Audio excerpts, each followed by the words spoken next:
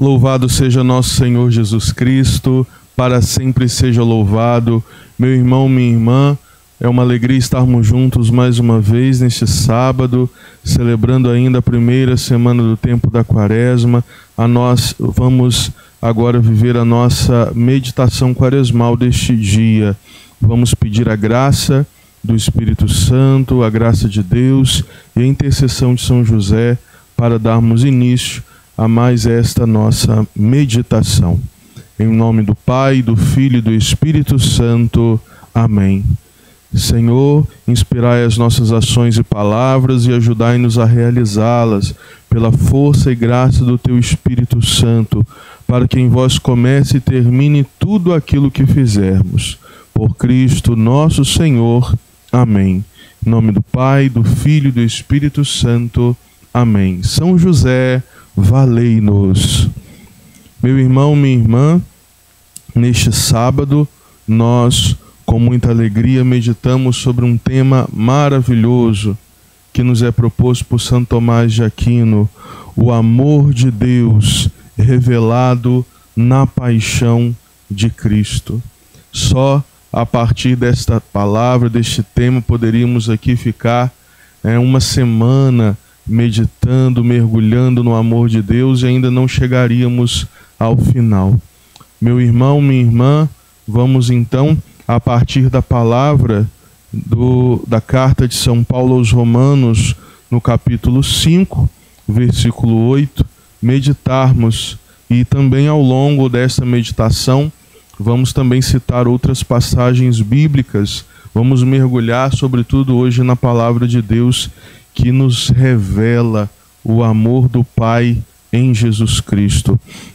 Então, o versículo 8 da carta de São Paulo aos Romanos, no capítulo 5, nos diz: mas eis aqui uma prova brilhante do amor de Deus por nós. Quando éramos ainda pecadores, Cristo morreu por nós. Que maravilha, meu irmão, minha irmã, esta palavra. Que maravilha.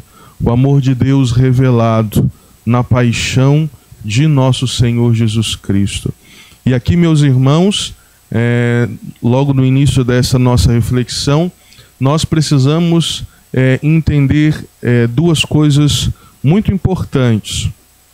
Primeiro, quem morre por nós, aliás, uma coisa já vai entregando a outra, mas vamos dizer de uma maneira diferente. Precisamos entender quem é que está morrendo, quem é que está entregando a sua vida e por quem se está morrendo. Então, essas duas realidades, quem morre e por quem se morre.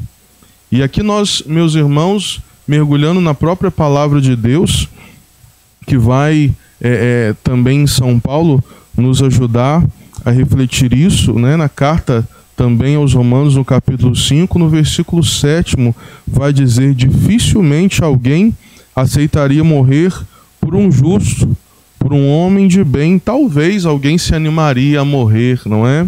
E aqui nós olhamos, meus irmãos, para essa realidade humana. Será que nós morreríamos por alguém que está ali prestes a morrer, mas aquela pessoa ela é inocente? Vamos supor esta situação. Alguém está ali prestes a ser condenada, prestes a morrer, e sendo que aquela pessoa é inteiramente inocente, não é culpada daquela acusação. Será que alguém ali no meio daquele julgamento, daquela multidão levantaria a mão e diria: eu me disponho a morrer no lugar dessa pessoa porque ela é inocente? Será que, humanamente falando, vamos aqui no âmbito meramente humano, será que humanamente falando alguém teria uma atitude como essa? Aqui nós lembramos que, na verdade, na história da igreja, isso já aconteceu, não é? É claro, vamos falar aqui do sacrifício de Jesus, mas me vem à mente agora um grande santo da época da Segunda Guerra Mundial, São Maximiliano Maria Kolbe. São Maximiliano Kolbe, ele no campo de concentração, ao ver um pai que vai ser brutalmente assassinado na frente de seus filhos, São Maximiliano então aceita morrer no lugar daquele pai, não é? Mas aqui nós vemos, não porque aquele pai era inocente ou culpado, não se trata disso, mas é claro, porque São Maximiliano foi impelido pelo amor de Deus, foi impelido pela graça do Senhor e pela santidade. Não é só recordando aqui a história deste grande santo na nossa igreja, mas voltando para a nossa avaliação, será que nós teríamos essa atitude de levantar a mão e dizer: eu morreria no lugar dessa pessoa porque ela é inocente? São Paulo aqui diz, na carta aos Romanos, talvez por uma pessoa boa, por um justo, alguém talvez se animaria a morrer. Mas certo é que ninguém tomaria o lugar de ninguém na morte, não é simplesmente por aquela pessoa ser uma pessoa boa. Esse é o fato, não é? Nós temos, é claro, ao longo da história, da trajetória humana, por exemplo, um pai que se sacrifica pelo seu filho, esposo que se sacrifica pela sua esposa, alguém que dá a vida, né, por uma causa, por um grupo de pessoas, enfim, nós temos esses relatos, estes fatos, mas aqui nós estamos a analisar, no caso, a pessoa pela qual se morre, pessoa que está ali prestes, ou melhor, a pessoa que está sendo condenada a morrer, essa pessoa sendo uma pessoa justa, será que alguém se animaria a morrer, tomaria o lugar dela? Dificilmente isso aconteceria, conhecendo, né, um pouco do ser humano como nós conhecemos. E sendo que não é o caso de Nosso Senhor. Nosso Senhor não morreu pelos justos, podemos assim dizer, porque todos nós, à exceção da Virgem Maria, somos tocados pelo pecado original. Todos nós somos inteiramente culpados e pecadores, não é? Como dizíamos no início das nossas reflexões, merecíamos o inferno, não é? Então, meus irmãos, não há justo, diante nessa situação de pecado e santidade, comparando a vida do ser humano com a vida de Cristo, com a vida de Deus, com o amor de Deus, não é? Então, talvez, segundo a palavra, por um justo alguém se animaria a morrer, mas o caso de Cristo foi diferente. Nosso Senhor morreu pelos pecadores. Nosso Senhor morreu para nos libertar daquilo que há de pior no ser humano. Ele tomou sobre si as nossas dores, as nossas feridas, o castigo que nos traria a paz pesou sobre ele. Pelas chagas de Cristo, cada um de nós foi curado. Meus irmãos e irmãs, nós não partimos aqui do ponto de que somos justos, de que somos bons e o Senhor se animou a morrer porque somos bons. Buscamos a santidade, estamos na igreja, não é? Somos batizados, então o Senhor se animou a morrer por nós. De maneira alguma. São Paulo nos deixa bem claro aqui, no versículo inicial que nós líamos, Romanos capítulo 5, versículo 8, de que o Senhor nos deu uma prova brilhante de amor. Ele morreu por nós, pelos pecadores. Ele morreu quando ainda éramos pecadores. Ainda éramos pecadores. Ele deu a vida por nós. Esta é a grande prova do amor de Deus. Meus irmãos, estamos vivendo num mundo onde a palavra, a expressão amor e aquilo que ela significa, por vezes, é tão banalizado, não é? É tão jogado na lata do lixo e usado de uma forma indiscriminada para tantas coisas que, desculpa a expressão, mas que não prestam. E diante disso, nós estamos vivendo um tempo que vai culminar, que vai nos levar a esta grande prova do amor de Deus por nós. E aqui nós recordamos a palavra de nosso Senhor. Nosso Senhor vai dizer aos seus discípulos, e nós lembramos muito bem disso. Evangelho de São João, no capítulo 15, no versículo 13. João 15, 13. Ninguém, vai dizer nosso Senhor, ninguém tem maior amor do que aquele que dá a sua vida por seus amigos. Esta é a atitude de um Deus apaixonado por nós. Essa é a atitude de um Deus que nos ama.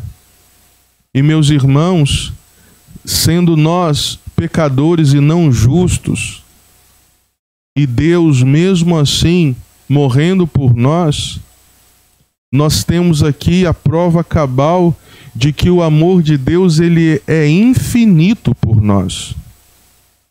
Santo Tomás vai colocar aqui para nós que esta é a prova concreta, a prova definitiva de que o amor de Deus por nós é insondável. O amor de Deus por nós, ele é incalculável, não pode ser mensurado. Não é? Por quê? Porque por um justo talvez alguém morreria, se animaria a morrer. Mas nós não somos, aos olhos de Deus, nós não éramos justos. Somos pecadores. E Ele nos amou quando ainda éramos pecadores. Ele deu a vida por nós, num ato de amor. Não há maior amor do que quem dá a vida. Meus irmãos, estamos num tempo onde se fala muito de amor, um amor de palavra, um amor de sentimento, um amor de momentozinhos bons, né? Um amor que eu presto para você enquanto eu correspondo àquilo que você quer. Você me ama enquanto eu satisfaço o seu amor, enquanto eu correspondo o seu amor. Hoje em dia se fala muito de uma palavra para se expressar aqui e se ter num relacionamento humano, e é claro, essa palavra ela é muito importante para o nosso relacionamento interpessoal. Reciprocidade. Nós falamos muito de reciprocidade, não é? Ou seja, o corresponder, ser recíproco ao amor que alguém tem por mim, né? Você ama o seu esposo e o seu esposo te ama. Você ajuda o seu esposo te ajuda. Você se sacrifica por ele e ele se sacrifica por você. O dar e receber amor, não é? Reciprocidade. Meus irmãos, esta palavra não se aplica no nosso relacionamento para com Deus. Pelo menos nesse primeiro momento aqui da paixão, morte e ressurreição de Jesus. Não há reciprocidade em nós. Pode haver, é claro, depois, a partir da nossa experiência de entender esse amor maravilhoso que Deus tem por nós. Mas neste momento da paixão, que nós vamos viver na Semana Santa, não há reciprocidade. Porque não há da nossa parte amor para com Deus, que possa corresponder, chegar à altura deste grande amor que Ele tem por nós. Por isso, meu irmão, minha irmã, a palavra de Deus, e aqui também Santo Tomás vai fazer alusão a passagens que nos relatam isso, nós não poderíamos pagar aqui a conta de pecado que nós temos para com Deus. Nada do que fizéssemos nos faria justos ao ponto de Deus não precisar entregar o seu Filho por amor a nós. Repito, nada do que fizéssemos e do que possamos fazer nos faria justos ao ponto de Deus não precisar entregar o seu Filho para nos libertar do pecado, para pagar a dívida de pecado que nós temos. Aqui eu recordo do Evangelho, né?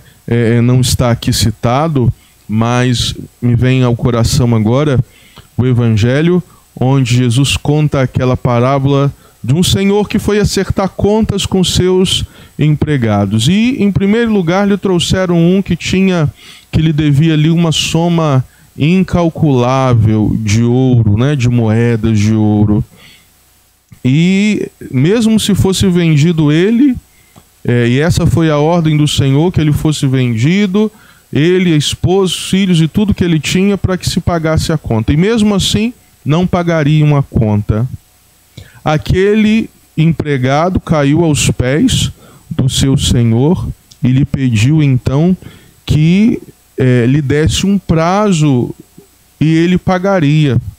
E o Senhor sabia que ele não podia pagar.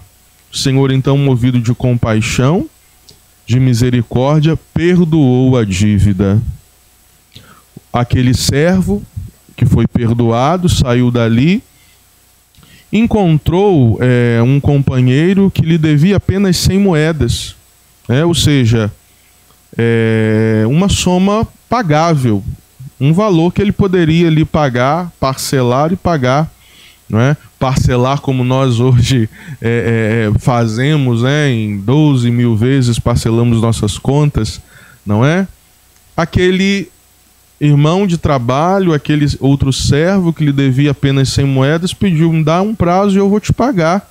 Ele agarrou no pescoço e, sufocando, disse: paga o que me deves. E aí nós sabemos, a parábola continua, que outros empregados viram aquela cena, ficaram tristes, contaram ao seu senhor.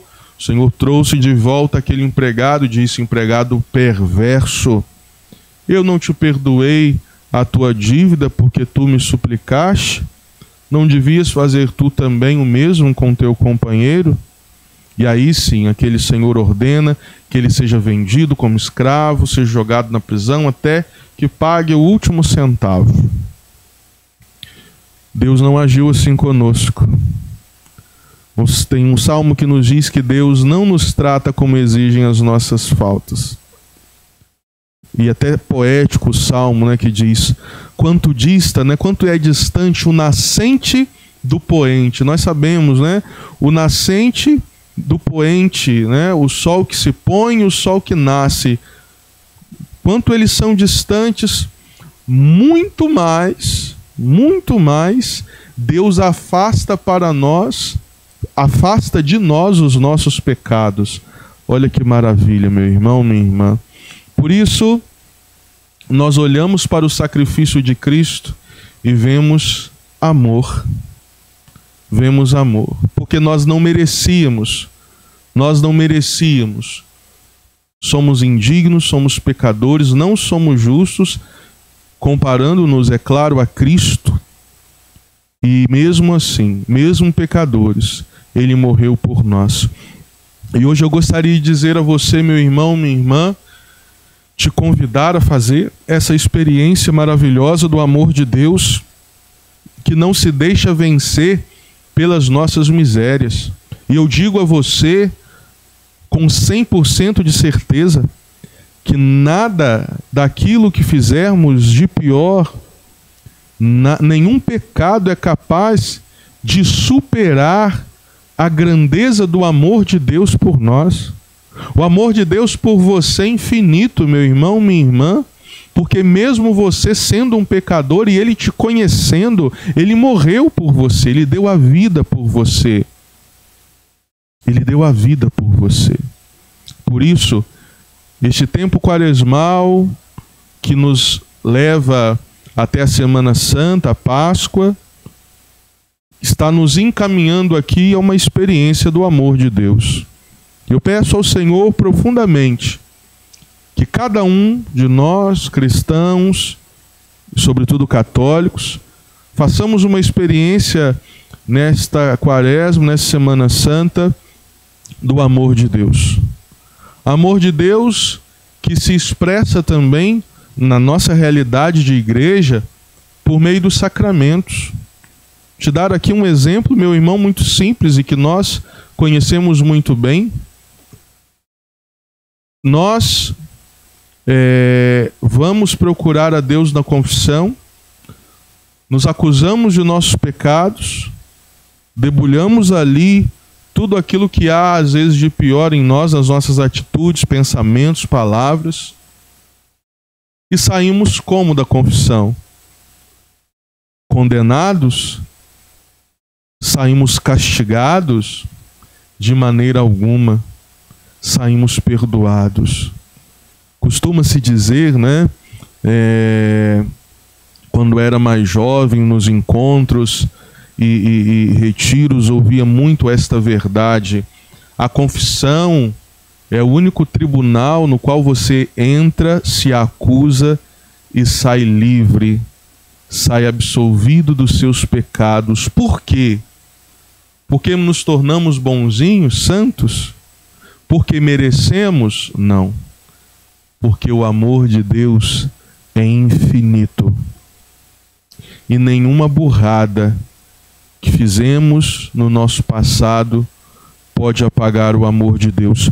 Por isso eu quero pedir a você, meu irmão, minha irmã, em nome de nosso Senhor Jesus Cristo, não deixe a condenação de pecados passados, não deixe quedas passadas te pararem, te fazerem a experiência de ser um condenado, de ser alguém que desespera da misericórdia de Deus, de alguém que não crê que pode ser perdoado.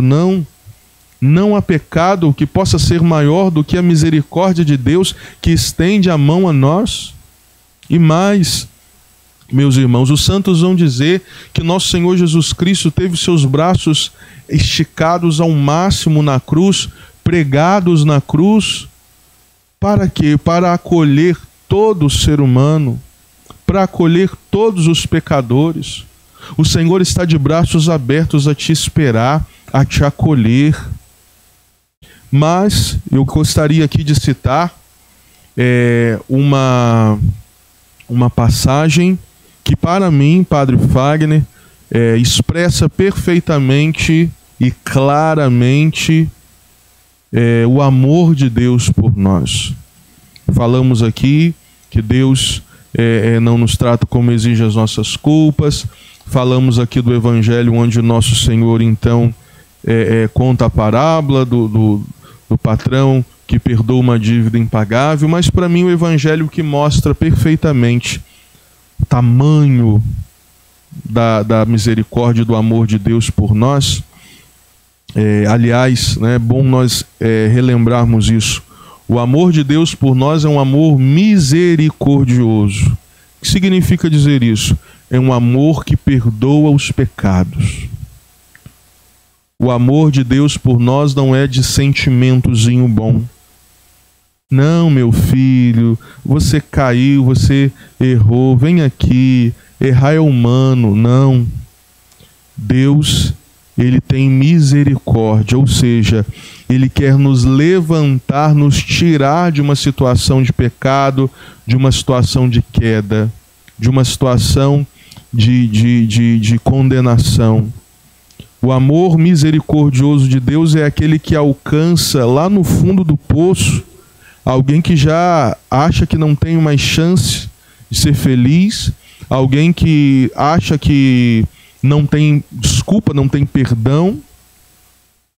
Meu irmão, minha irmã, hoje a mão chagada de Cristo é a única que pode te alcançar em qualquer situação que você esteja vivendo. E para mim o Evangelho que mostra perfeitamente a grandeza do amor misericordioso de Deus é quando o nosso Senhor então está a caminhar com seus apóstolos e de repente vem uma turba, uma grande multidão arrastando uma mulher que foi pega em flagrante de adultério. Na época de Jesus, a lei mandava apedrejar aquela mulher. Eles então lançam aquela mulher humilhada, já condenada à morte, já condenada. Ela já tinha dado como certo a sua condenação, porque ela conhecia a lei. Aqueles homens também já davam como certa a condenação daquela mulher, porque eles também conheciam a lei. Então jogaram ali aos pés de Jesus uma mulher condenada à morte.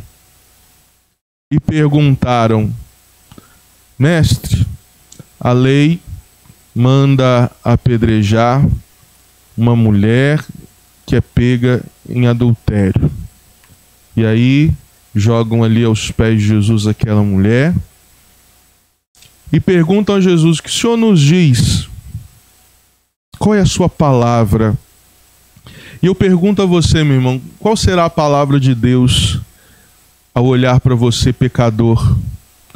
Você que acha que não merece estar na igreja, estar no ministério, estar em comunhão com Deus. Você que se culpa por um erro do passado. Qual será a palavra de Deus sobre a sua vida ao olhar para aquilo que você fez para a sua queda? Vamos olhar para o que nosso Senhor Jesus diz sobre a vida daquela mulher. Insistem, Jesus se abaixa, começa a escrever ali no chão. E como eles insistissem muito, Jesus se ergue para dar a sentença, a palavra. Meu irmão, minha irmã, Jesus fica de pé ali diante daquele tribunal, diante daquela situação, e aquela situação era um tribunal para aquela mulher. Porque Jesus, ele julga não sentado num trono de justiça como os juízes do mundo, mas Jesus julga de pé porque essa é a posição do Cordeiro, daquele que venceu o pecado, daquele que não se deixa vencer pelo pecado, mas aquele que vence o pecado. E por isso Jesus se põe ali de pé para dar a sentença da sua palavra sobre a vida daquela mulher. E vai dizer àqueles homens: quem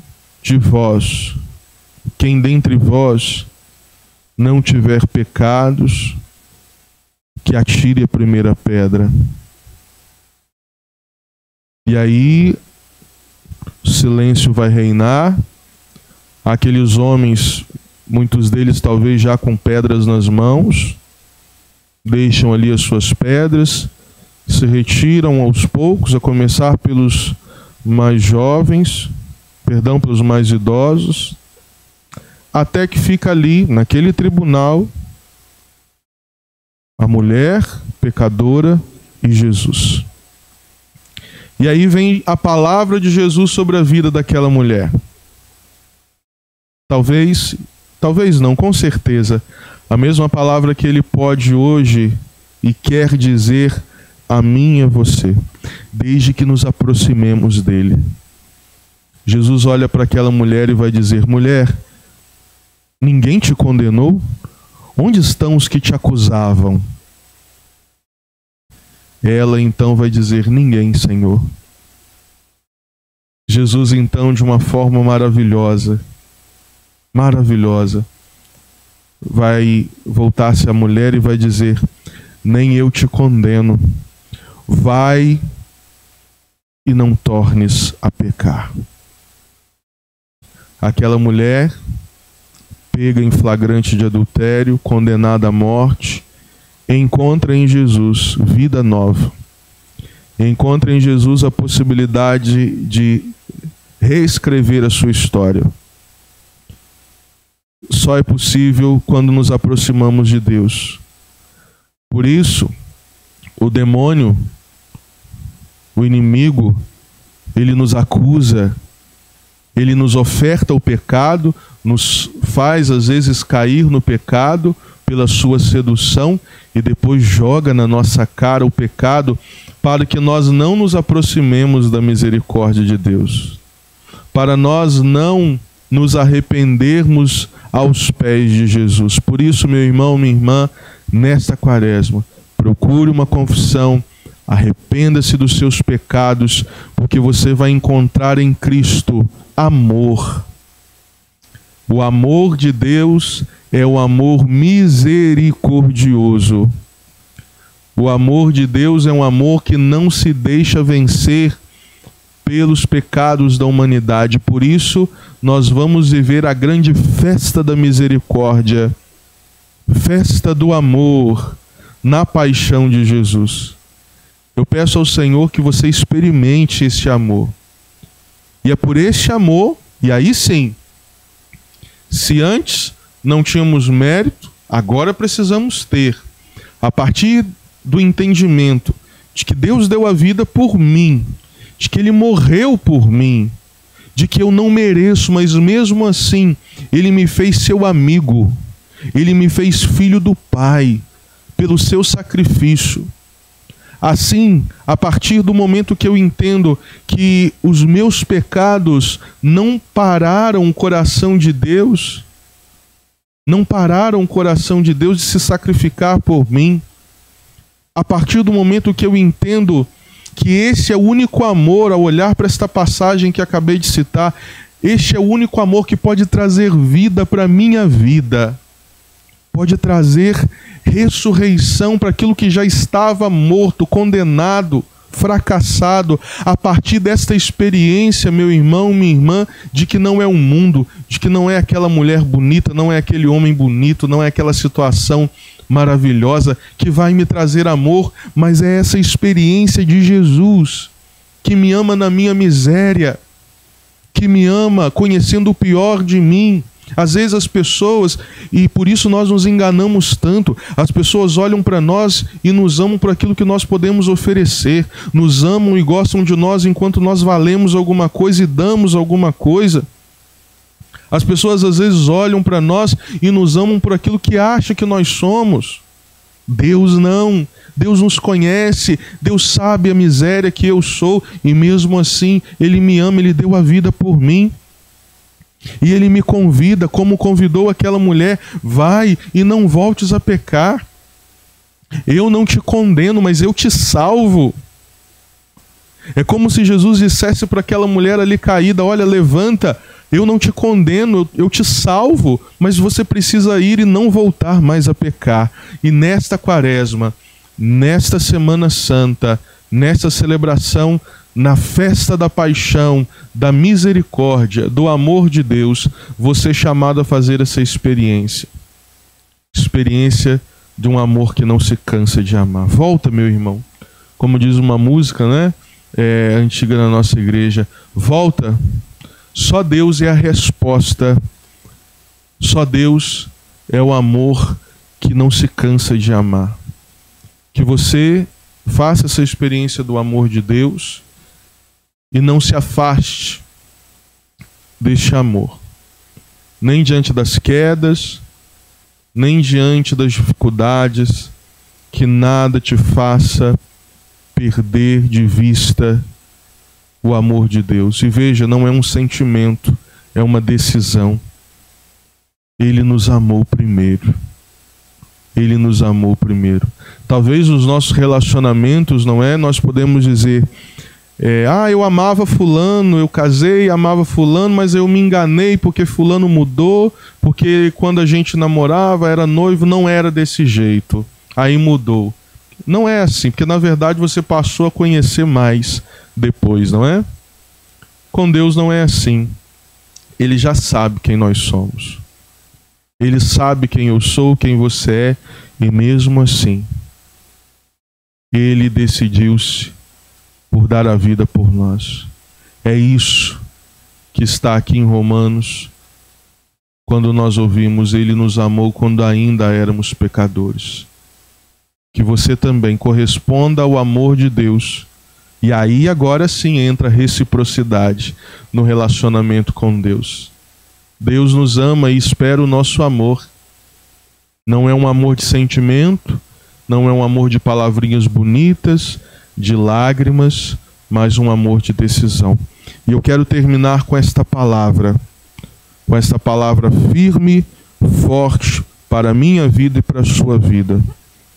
Meu irmão, minha irmã, amar a Deus não é quando você chora na igreja.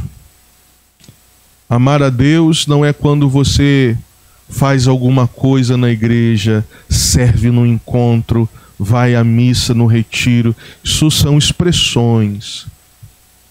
Amor a Deus não é quando você se emociona. Amor a Deus é quando você se converte. Isso é amor a Deus. Você pode passar a vida inteira, às vezes tem gente que tem o dom das lágrimas na igreja, né? Toda missa, todo encontro, toda palestra chora, se emociona. Isso é bom até, né? Lavar a alma faz bem chorar. Mas isso não mostra amor. O que mostra amor é quando nós nos convertemos. Por isso, não chore só por Deus. Não se emocione somente pelo Senhor. Não trabalhe somente na igreja por Jesus.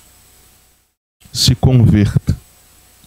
Essa é a maior expressão do amor que você e eu podemos dar ao Senhor. Que pela intercessão da Virgem Maria, de São José, de Santo Tomás de Aquino, desça sobre nós e permaneça para sempre a bênção do Deus rico em misericórdia. Pai, Filho e Espírito Santo. Amém.